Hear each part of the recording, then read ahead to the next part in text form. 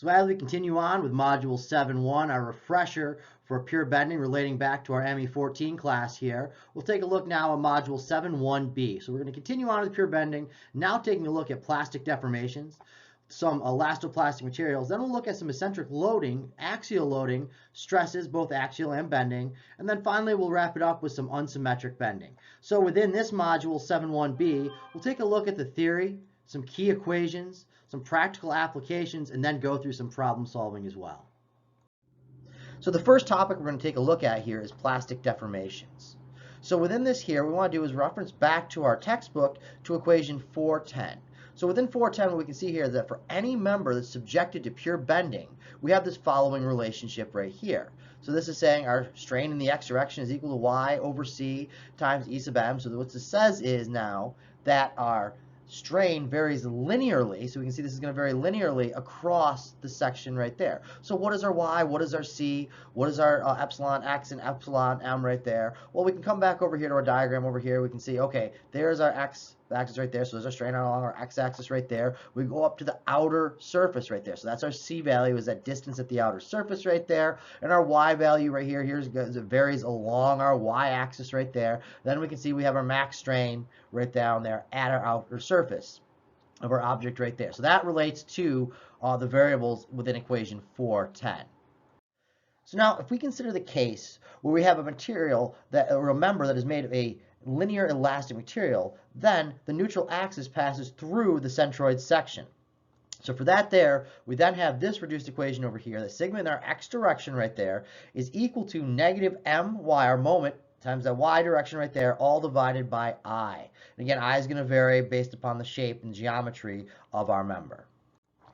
Now for a member with a vertical and horizontal planes of symmetry and a material with the same tensile and compressive stress-strain relationship, then the neutral axis is located at the section centroid, and the stress-strain relationship may be used to map the strain distribution from the stress distribution right there. So we can come down here and we can see our two other graphs here. So now we have in figure 4.28, we can see here's the material with nonlinear stress-strain diagram right there. So we can see this is how it would react right here. We have our strain in the x direction. We have our stress over here. So this is our stress-strain diagram right there. And as we're coming up here from our center point right here, we can see, okay, at this point here, we have our E sub m right there, our max strain right there, and then we have our sigma max over here, or our max stress right there. We can join those two together at that point in the curve there.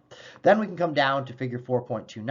Now in 4.29, what we have here now is we can see there's our sigma x over here and our y value up there. There's our c right there. So this is nonlinear stress distribution in a member under pure bending. So a couple key factors right here. This is our stress distribution, and we're looking for this under pure bending right there. So with that there, we can see as we get out towards our max right here at the distance c away from where we're at our outer surface of the member right there, the negative c down there. We can see down here now we have our sigma max right there for our max stress located down at that location.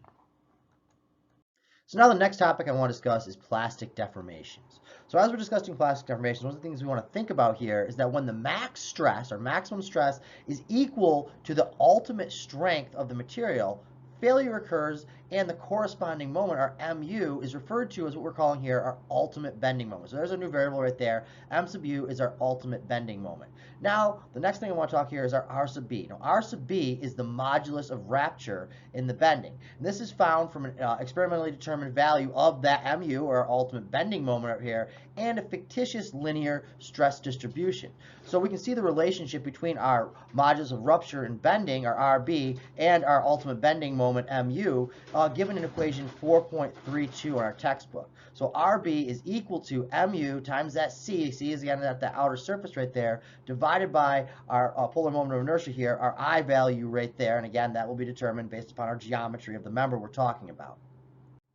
So now another thing to discuss here is that RB, that modulus of rupture and bending, may be used to determine our mu of any member made of the same material with the same cross-sectional shape, but different dimensions.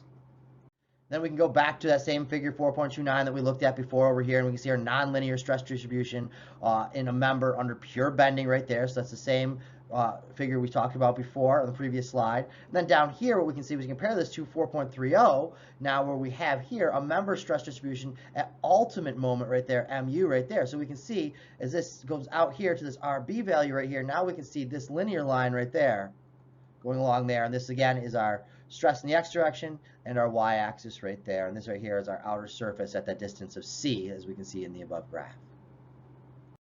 So now we're going to take a look at members made of an elastoplastic material. So within this here, the first thing we're going to take a look at is a rectangular beam made of elastoplastic material here. So this relates back to equation 4.15 in our textbook right here. For the case when our sigma sub x is equal to or less to our sigma sub y right there, we have our max stress right here, our sigma sub m is equal to our moment times that distance c, where our distance c is the outer surface right there, divided by our polar moment of inertia I right there.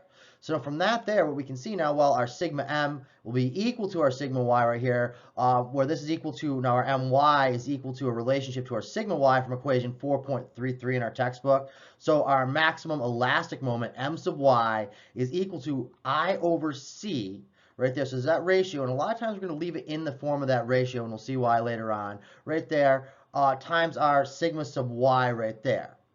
Now, with this relationship here, if the moment is increased beyond this maximum elastic moment right there, which is our m sub y again, then the plastic zone develops around an elastic core. So we're going to want some information about this elastic core. Now, elastic core, we're denoting this by the variable y sub y right here. So this is our elastic core, but keep in mind that this is the half thickness of our elastic core right there, so that there will be two of those for the whole elastic core. This is just half it right there. And this relates back to our equation 4.38 in our textbook, where this is saying that our moment is equal to 3/2 our my, or our maximum elastic moment right there, times, now in parentheses we have here 1 minus 1/3 times that elastic core, or y sub y squared, over our c squared, where again c is that outer surface of our member right there.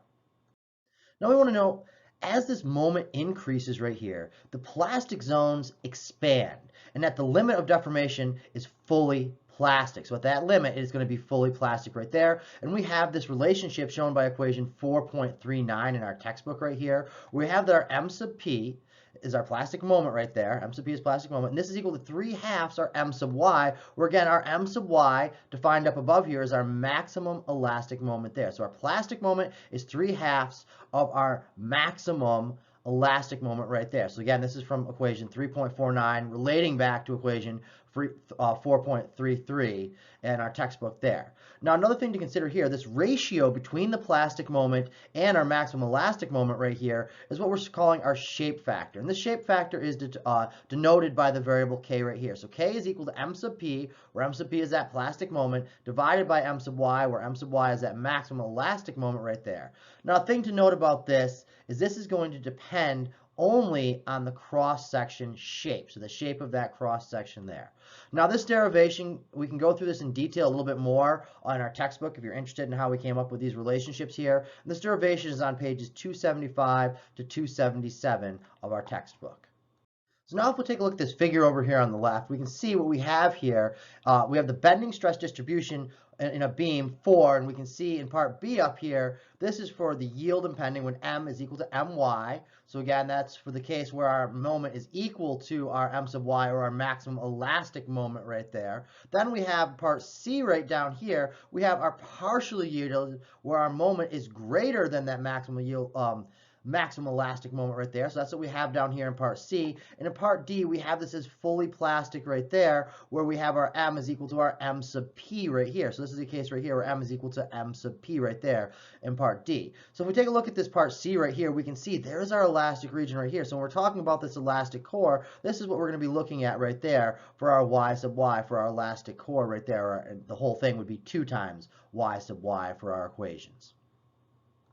So next I want to take a look at plastic deformations of members with a single plane of symmetry. So what we're going to be looking at here is fully plastic deformation of a beam with only one vertical plane of symmetry. Now for this case here, the neutral axis cannot be assumed to coincide with the central axis of the cross section right here. So we can see over here, there's our neutral surface right here in part A. So this is a non-symmetrical beam subject to a plastic moment right here, where in part A, up this top part right here, what we can see is we have a stress distribution. So we can see that right there. There's our stress distribution, sigma sub y right there, negative, sigma sub y, positive down here. Now the resultants are R1 and our R2 of the elementary compressive and tensile forces form a couple. So we have these compressive and these tensile forces. They're going to form a couple right here, which are going to be R1 and R2. So R1 is equal to R2. So if we see down here in part B of this here, we have our resulting moments acting at tension and compression centroids right there. So you can see there's centroid 1, C1, there's centroid 2, C2 right there. And we can see that our neutral axis does not coincide directly with C1 or C2 in this case right here. Then we also have, we can see this relationship here, that A1 times our sigma y is equal to A2 times sigma y, where we have A1 is this area up top here, and A2 is the area down there. Now that's just saying that if we take that times that sigma sub y right there from up here, this is going to be equal to this A2 times sigma sub y as well.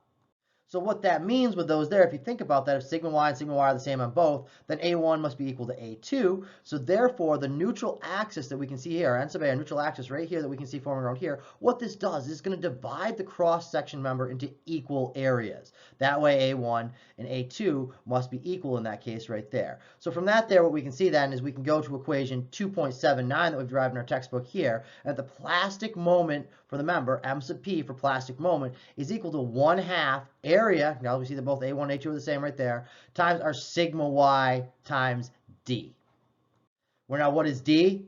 Well, we come back over here, this distance between our two centroids C1 and C2 right there, that is our distance D that plugs into equation 2.79 from our text. So the next topic I want to talk about here is residual stresses. So when we're talking about residual stresses, one thing we want to talk about are these different zones here. One zone we're going to talk about is our plastic zone. So these plastic zones develop in a member made of an elastoplastic material, so going back to that topic of elastoplastic materials, if the bending moment is large enough. So that's a big stipulation right there. This bending moment needs to be large enough in order for these plastic zones to develop in this elastoplastic materials right there.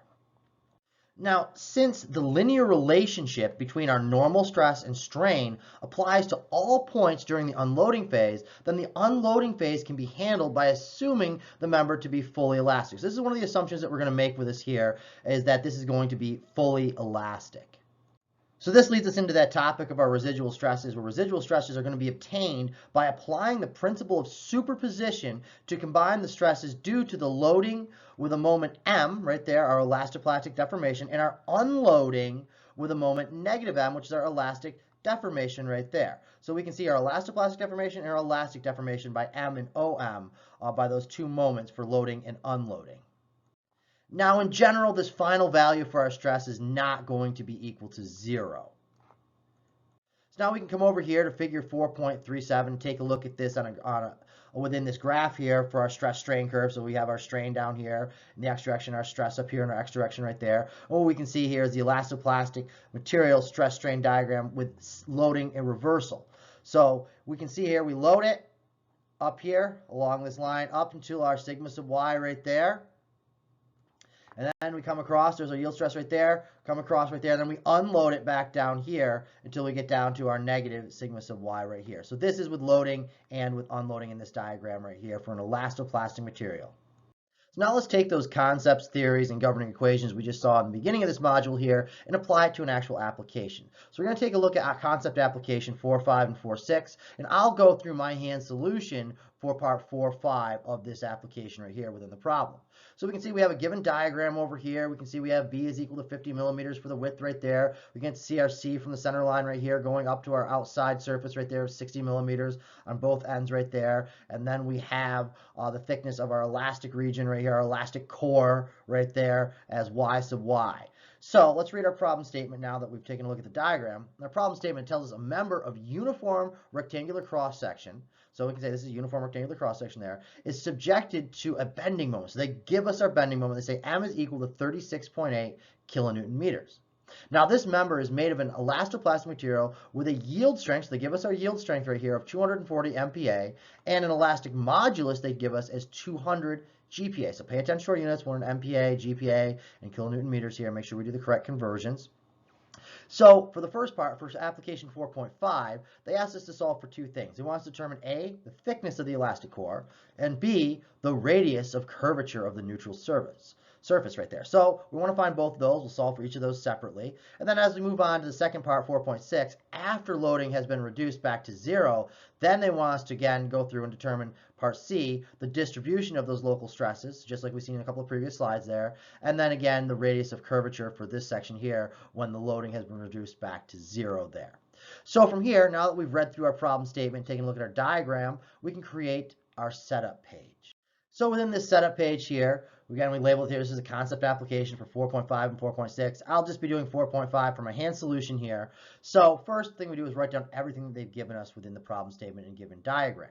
So we can see again, we want 4 different things as we're going through here. We want the variable name, we want the units of the numerical value of it, we want the units, and we want how it relates back to our problems. That's what we have here. This is our bending moment. We're calling it variable M right here. Value is 36.8 kilonewton meters. And then we have our yield strength over here. Sigma sub y is 240 times 10 to the 6. Now notice, converted this to pascals for this here. Same with our modulus of elasticity, E. This is equal to 200 times 10 to the 9th in units of pascals right there. Then we have our distance right here, our C value right there, 60 millimeters. Now I've gone ahead and converted this to meters because I realize everything else is going to be in meters as well. So this is 0.06 meters. And I've done the same thing for our width here, B. B was given to us as 50 millimeters or 0.05 meters right there. Plug those in. Now the next step is to figure out what they'd asked us to solve for. So in this problem here, they asked us to solve for 2 different things for part 4.5 right here. The first thing they want to solve for in part A was the thickness of that elastic core. Now this is 2y sub y because if we recall, this y sub y right here from our diagram right here is only half the thickness. If we want that full thickness, it's double that right there. So that's why it will be 2 times our y sub y right there when we add those two together. And then the second thing they asked us to solve for in part B here was the radius of curvature of the neutral surface right there. So this is our rho variable right there that we'll be solving for. So now that we've had the opportunity to read through the problem statement, look at the initial diagram, and create our setup page, we can now reference back to that to figure out what our governing equation is and our procedure for analysis. So let's start with part A on its own first. So our solution here, if we're just dealing with part A, what we want to do is we want to find that maximum elastic moment, or our M sub y. So you notice I've wrote down exactly what the variable is and what how it relates back to our problem. So max elastic moment is our M sub y for our problem here. Well, now we ask ourselves, okay, based upon what we're given, what we're looking for, what is a good governing equation? So we can go back into our textbook now and take a look at equation 4.34. Now 4.34 gives us that I over C is equal to 2/3 BC. Now a lot of times we want to leave this as an I over C, and we'll see this in a minute here of y. So we'll solve for that I over C right here, where B is given to us in our problem statement, converted to meters, 50 times 10 to the negative third meters, and C is 60 times 10 to the negative third meters. Now this is why I've already gone ahead and converted to meters in my setup page. So I don't have to do that conversion from millimeters to meters here and accidentally forget to do it and be off by, by a factor at the end there. So we want to make sure that we've done that conversion now that we're in meters. So now that we've done it in meters, we can plug it right back in. So I over C is equal to 2/3, there right there. That's our value for B, 50 times 10 to the negative third, and our C squared, 60 times 10 to the negative third meters squared, so meters and meters right there. So meters times meters squared is meters to the third. So I over C, when we do our math here, multiply by that 2/3, is 120 times 10 to the negative 6 meters cubed. Those are the units that we should expect right there. So this is our value for our I over C.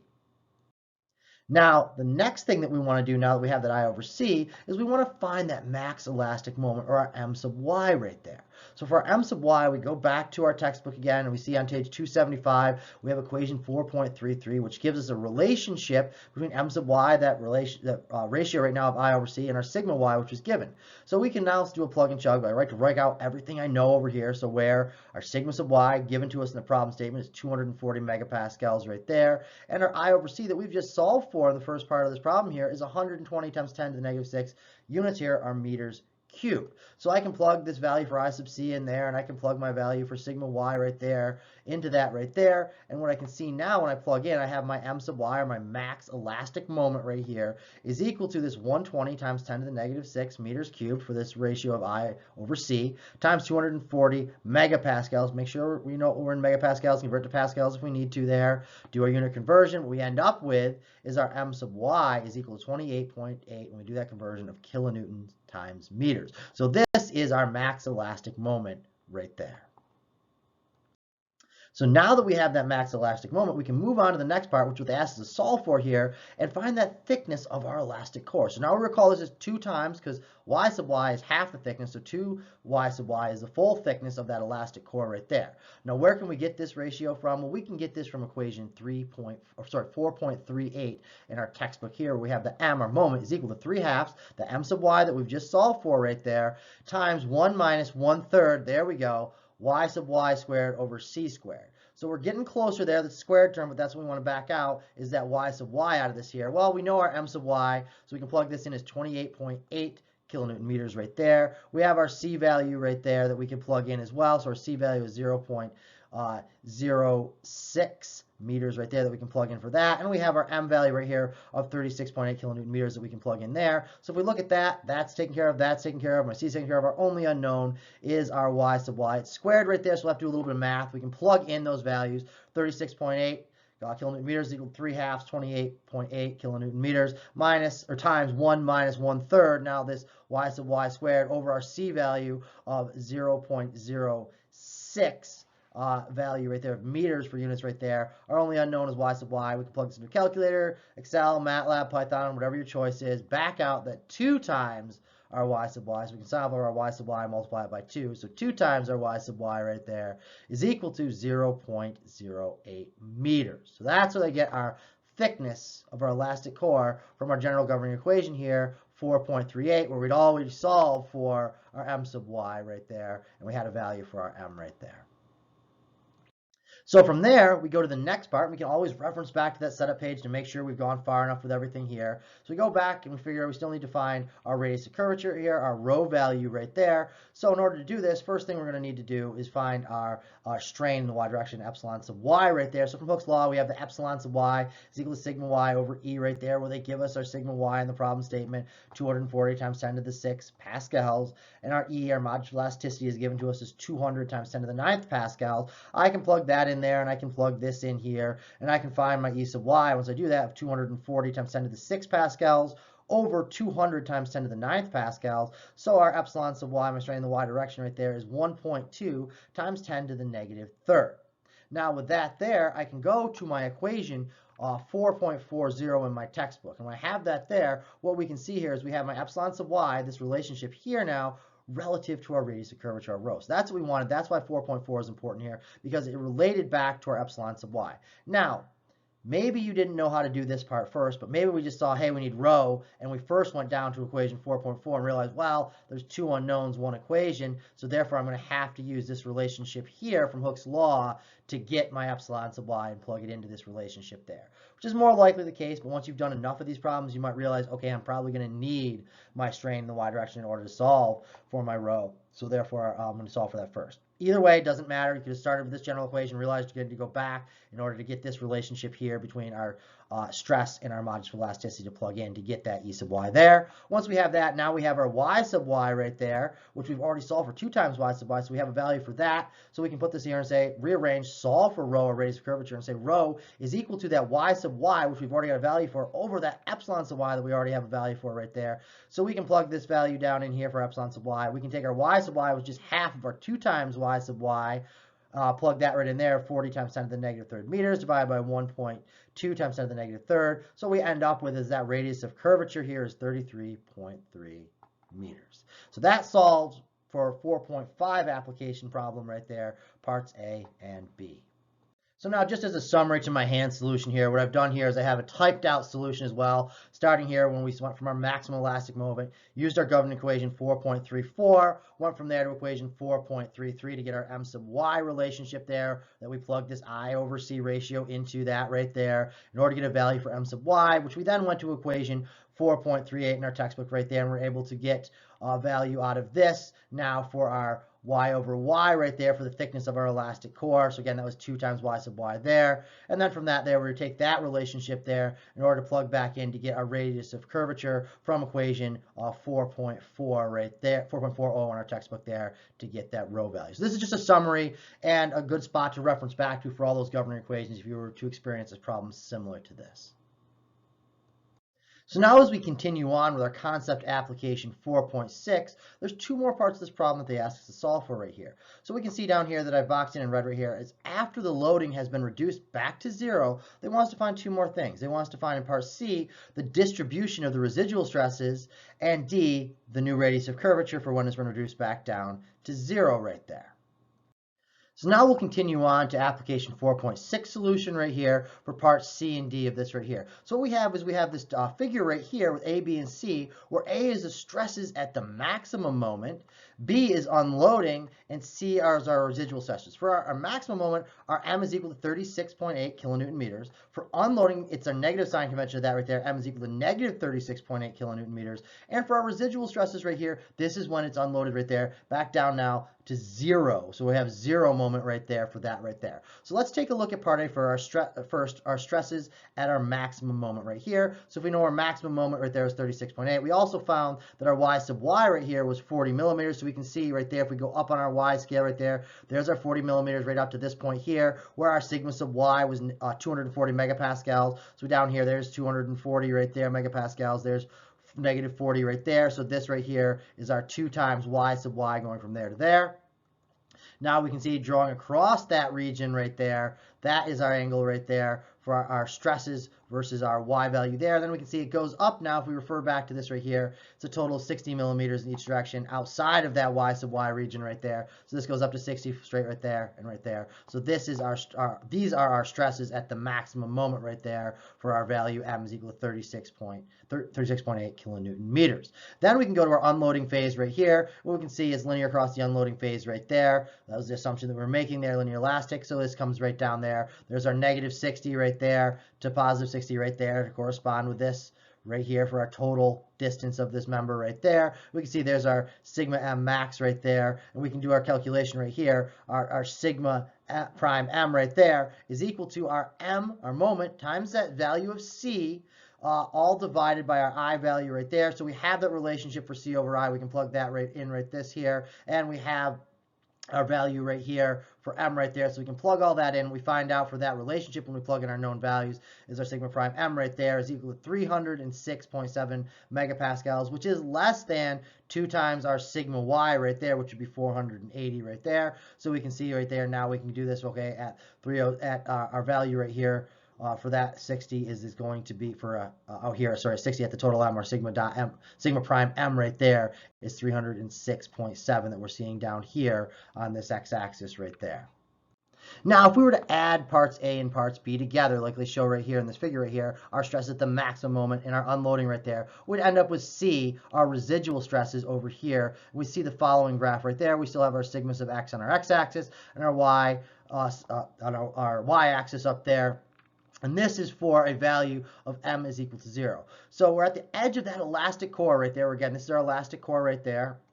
Total thickness is 2 times y sub y for that elastic core region right there. So we have this relationship right here that our strain in the x direction is equal to our sigma x over E, where we have this value for our sigma x is 35.5 times 10 to the 6 pascals. We know our modular elasticity of the material is 200 times 10 to the 9th pascals. We do that out, and our sigma sub x right here is negative 177 times 10 to the negative 6. So if we want our radius of curvature out of that, our rho value, we can take our value of our y sub y, which we have right here, 40 times 10 to the negative 3rd meters, divided by that epsilon sub x right there. And what we can find now here is we can get a rho right there for when m is back to 0 after the unloading of 225 meters. And just a side note, if you're asking where these values came from, it goes, again, like I just mentioned here, by adding these two together. So if you have a negative 240 and a positive 306.7, that's where you end up with this 66.7 there, and the rest are corresponding to doing that same thing again, where you add, again, your part A, the stress at the maximum moment, with your unloading right here, and that's how you get your graph C right there. So next we're going to move on to the topic of eccentric axial loading in a plane of symmetry right here. So when we think about this right here, we have stress due to eccentric loading found by superimposing the uniform stress due to the centric loading and the linear stress distribution due to pure bending moment there. So our governing equation for that right there our formula here is our sigma sub x is equal to our sigma sub x centric plus our sigma sub x bending right there. So there's an equation for what we said in the wording up here. And what we have from that there is this is equal to, now down here, we have equation 4.50 where we have this relationship P over A minus our M sub y over I is equal to this sigma sub x, which again was the summation of the sigma x centric plus sigma x bending right there. So that's our relationship when we go back to our textbook to equation 4.50. So if we go back over here now to our figure in 4.39, we can see in part A on the top up here, what we have is we have this member with eccentric loading right there. So you can see our loads right down here. We have a P and a P prime located at A and B right there. And we can now see we have our point C up here. Here's our centroid up there at C right there like that. So we can see these are down here in this line right here, not going through our C right there. Now from this, if we were to section this off at C, we get down to part B of this figure right here. So this is the free body diagram of the member with internal loads at that section C. So we section at C right there, and now we can see that internal loads right there. There's our force right there, and there's our moment right there. And we have some distance between this force right here and where we're taking our moment about C, shown as D, as our distance away from where our load P is applied down here. Now, a thing to note, these results are only going to be valid if the stresses do not exceed the proportional limit. These deformations are going to have negligible effects on the geometry, and stresses are not evaluated near points of the load application. So you can see our relationships down here for eccentric loading right here. So our F is equal to P. So going back up here, this F right here in our free body diagram is equal to our P over there. And we could do this out with our equilibrium equations to prove this to ourselves. And we could also see that our M right here, our moment right here, M, this is equal to our P right there, because P is equal to F, times this distance right here away from there, that perpendicular distance. So again, this is for our eccentric loading to get these values for our M and our F from our free body diagram. And now we can go down to figure 4.141 right here, where we can see that these stress distributions for eccentric loading obtained by superimposing the axial and pure bending distributions right there. So again, we can go back up to this governing equation that we have up here, and we can say, okay, there we have our sigma sub x for our centric, sigma sub s for our bending is equal to our sigma sub x right there for this general governing equation right here. And again, when we plugged in to equation 4.50 right there, we can plug those in if we had some numerical values. We can see graphically right here, we can see our load distribution right, or sorry, our stress distribution right here, uniform for this first part in A. Adding it over here to our bending moment right here, we're going like this right here for our distribution of stresses right there. And then last, you can add those two together in order to get part C right there, where we're looking for our stress distribution over the entire member right there.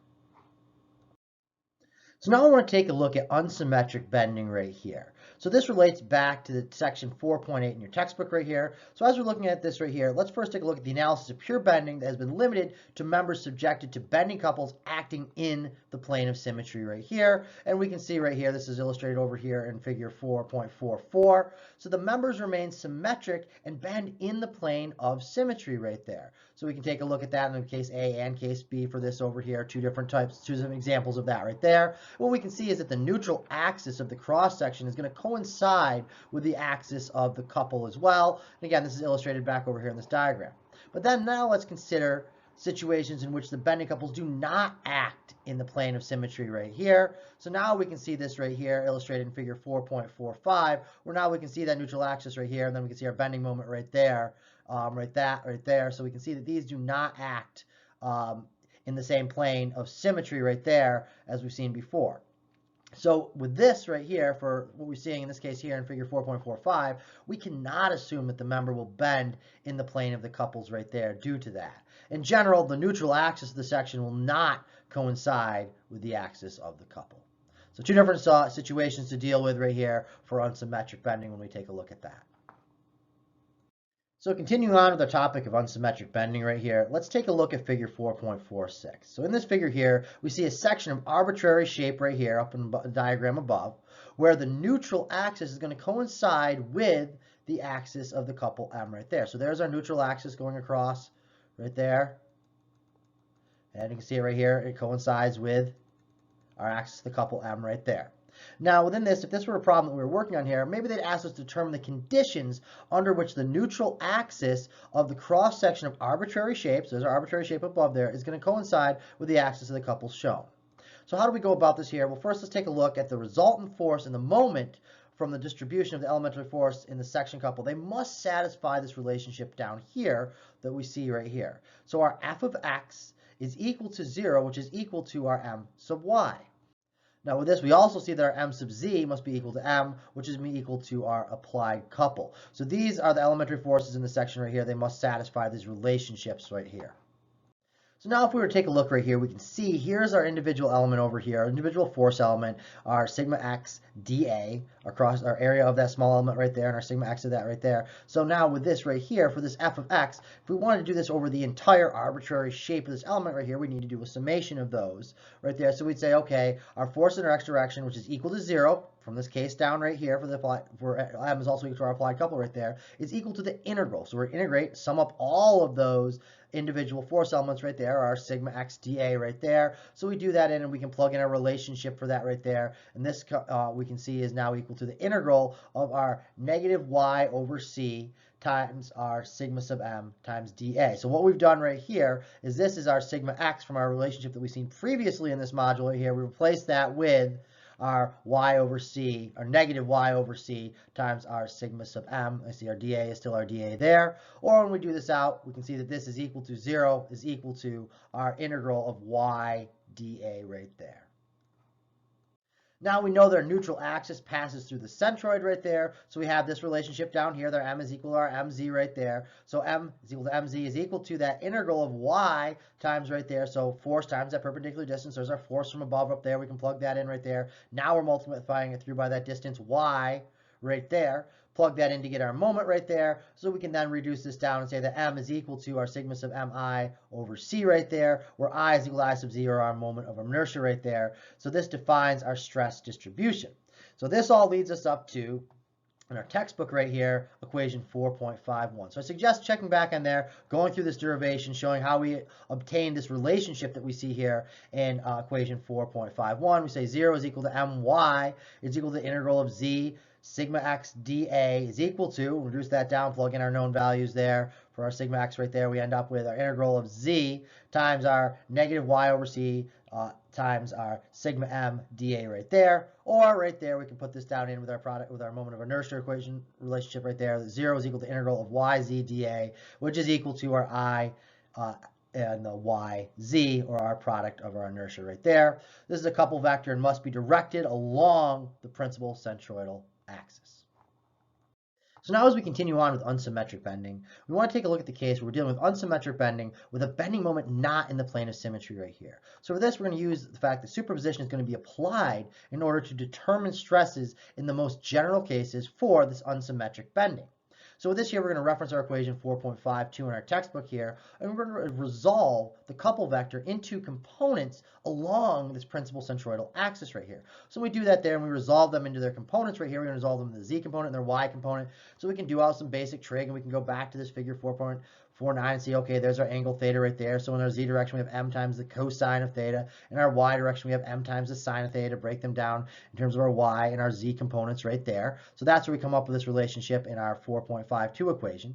Now from there, we can go to equation 4.55 and superimpose the component stress distributions there. So we see that our sigma sub x is equal to, we have our m sub z times our y, the negative value up front, over our I sub z, and our m sub y times y over I sub y there. So now if we're along the neutral axis, what we can do is we can say, okay, our sigma sub x is equal to what we just saw above there, and then we do and break these down into their components right there from this relationship in 4.52. So essentially we plug that relationship from 4.52 into mz and my in equation 4.55. We do that, we see that our sigma sub x is equal to 0, is equal to a negative m times the cosine of theta over times y over our I sub z, plus m times the sine of theta times y over our y sub z for our m sub z and our m sub y plugged in respectively right there. So from there, what we can do is we can come down, take a look at this figure 4.54 for the neutral axis for unsymmetric bending right there. So you can see your neutral axis right there. So from our neutral axis, we have this angle phi right there. So our tangent of phi is equal to our y over z when we do that out there. Well, now we can plug in for that and relate it back to our theta term, which is for our moment right there. And we can say now from that right there, we now have the tangent of phi is equal to y over z, which is equal to our I sub z over our I sub y times that tangent of our theta term right there.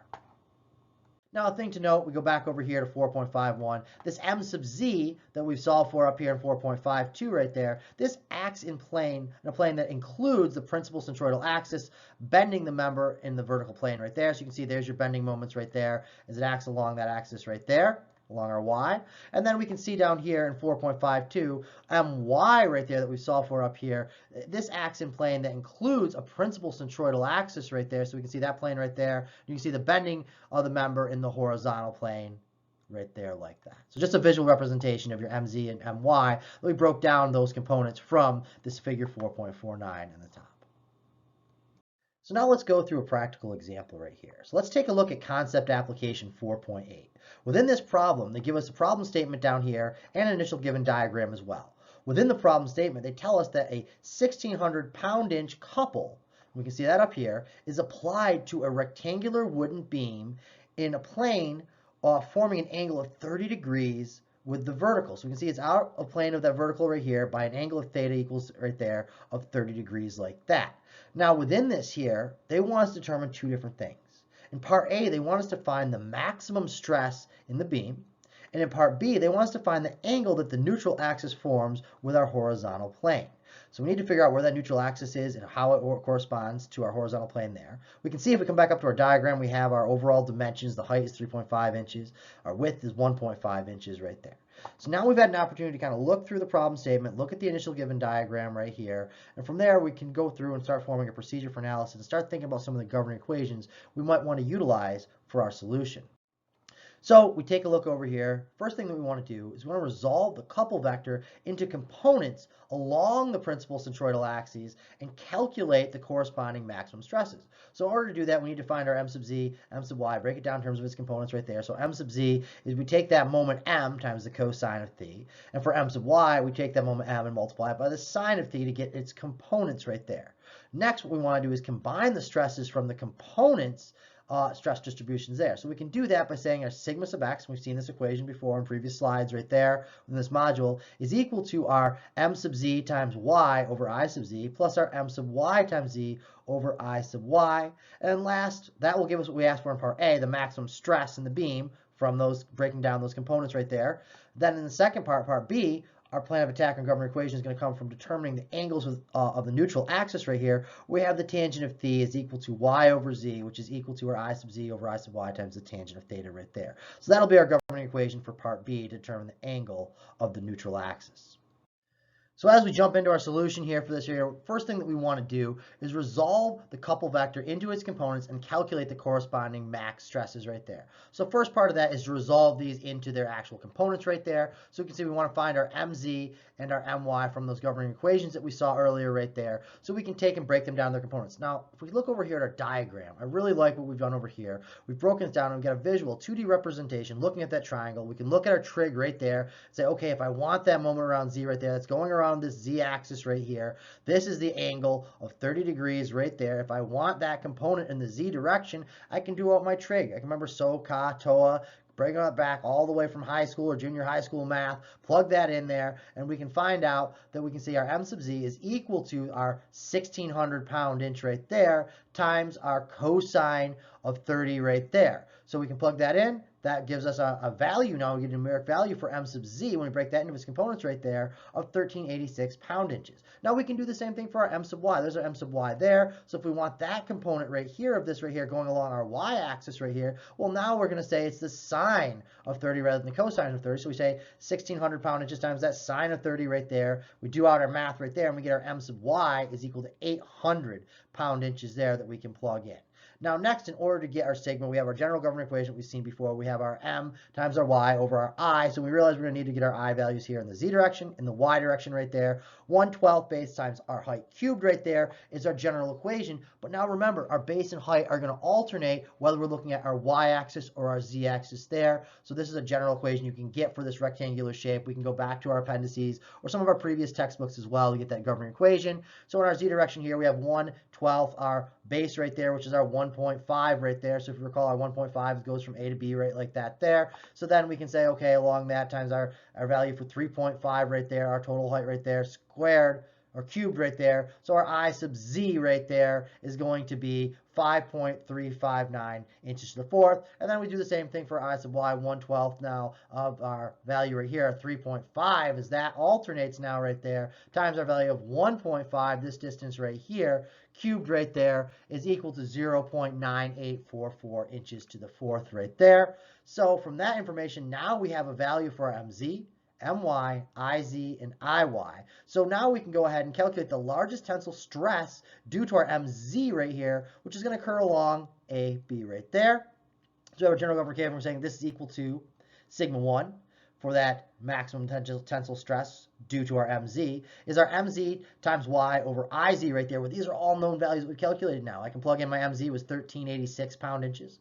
My y was 1.75 inches. You see that right there. And now we have our value for our I sub z that we've just calculated above right there of 5.359. We do this out, and sigma 1 is equal to 452.6 psi. Now we calculate next the largest tensile stress due to my, which occurs along A sub d right there. So there's our A sub d right there like that. Now this is equal to our, say, our sigma 2 is equal to my times z over our iy, where my we have from above right here, 800 pound-inches that we can plug in. Our z value now here, this is our 0.75. We go along that axis there. All over our I sub y, which is 0.9844 from this right here in inches to the fourth. Do out our math here, and we end up with 609.5 psi. Do out your unit analysis. Make sure you really are getting psi, as well as a double check. So from that there, the largest tensile strength due to the combined loading occurs at A. And this right here is going to be our sigma max is equal to sigma 1 plus sigma 2, or those two values of 452.6 psi plus 609.5 psi. We sum those up, and our sigma max right here is 1062 psi, which was what they'd asked us to solve for in the first part of the problem. So now that we've completed the solution for part A, we move on to part B. We can go back to our setup page. Realize in part B, they asked us to determine the angle of this neutral axis right there. And this neutral axis, we already found our governing equation back in our procedure for analysis. Our tangent of theta is equal to Iz over Iy times the tangent of theta, which we found which is given to us as 30 degrees in the problem statement. We've already solved for our Iz and our Iy. We can straightforward plug and chug those ones in there. So our tangent of theta is simply equal to 5.359 inches to the fourth over 0.9844 inches to the fourth times the tangent of that theta term is given to us in the problem statement. So our theta, or the angle of our neutral axis, is now found to be 72.4 degrees. And then down here in D, we can see we have the cross section with the neutral axis and our stress distribution right there. So there's our neutral axis right there. And we see our stress distribution as we come across this right here. Negative 1062 psi there, negative 1062 psi, or positive 1062 psi there. Next, I want to take a look at the general case of eccentric axial loading. Now for this here, what we want to do is consider a straight member that's subject to equal and opposite eccentric forces right there. So we can see down here, here's our eccentric forces. They're not going through the center right over here. This makes it eccentric right there. And you can see that these are both equal and opposite P and P prime. Now with this here, the eccentric force is equivalent to the system of centric forces P and the two couples MX and MY, where P is going to be our centric force. Our M sub Y is going to be given by P times A right there, which is our P right there, times that distance away right here, right there. There's our A from the central axis right there to where that load P is right there. And our M sub Z right there, which is going to be load P right there, that same load P, times this distance B, which goes up to our Z axis right there. So that's where we come up with those moments right there from that centric force P right there. And their distances, their perpendicular distances, back to both our Y and our Z axis right there. So that gives us our M sub Y and our M sub Z right there for our moments. Now we can go and take a look back at that principle of superposition right there. And from that, we can see that our combined stress distribution is given by the relationship shown in equation 4.58. Now in this equation right here, we have the sigma sub x is equal to P over A right there, minus that M sub zy over Iz, plus M sub yz over Iz right there, which is, again, same what we have here. The eccentric forces is equivalent to the system of centric force and the two couples. So there's our force and the two couples right there, broken down in terms of our stresses right there. So we have our load and those two moments right there in order to produce our sigma sub x, which we see in equation 4.58. Now for the case right here, if the neutral axis happens to lie on the section, it may be found from this relationship down here that our P over A relationship right here is equal to our MZ times Y over our IZ minus our MY times Z over our IY. And this relationship can be found on page 309 of our textbooks. Now, if we go back over here to this figure 4.56, we can take a look for eccentric axial loading right here. We already discussed part A right here. This is the axial force applied away from the centroid section. So we can see right there, there's our section centroid right there at C. We can see this load is a distance A away from our y-axis where the centroid is, and a distance B away from our z-axis where that centroid is there. And that is where the location of that load is to make it our eccentric load right there. And in part B down here, what we can see now in this diagram right here is the equivalent force couple system acting at the centroid. So that's where we use those relationships we just discussed right here in 4.58 and on page 309 of our textbook right there to bring it back over here onto this right here. So it's the equivalent right here of this force P acting at the centroid and these two moments My and Mz acting along those axes. And again, these are equal and opposite right here as we see on the other side right there, P prime, My prime, and Mz prime as well.